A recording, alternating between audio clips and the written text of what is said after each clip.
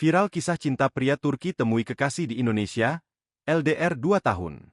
Kisah seorang pria Turki, Ahmet rela ke Indonesia demi temui kekasih di Pulau Taliabu, Maluku Utara.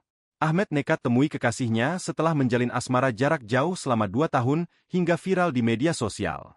Momen itu dibagikan lewat Facebook Mohri Umaaya, yang memperlihatkan gadis bernama Salmiati atau Wauta, asal Desa Wolio, Kecamatan Tabona, Pulau Taliabu, Maluku Utara, saat menjemput Ahmet di Bandara Luuk, Sulawesi Tengah, Sulteng, pada Kamis, 29 Agustus 2024, kemarin.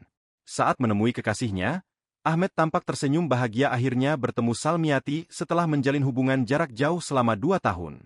Setelah itu, dua sejoli ini melanjutkan perjalanan dari kota Luuk ke desa Bobong Pulau Taliabu, tempat Salmiati menggunakan KM Elizabeth. Kini momen kedatangan Ahmet tiba di kampung halaman Salmiati pun diunggah Instagram Info Ternate.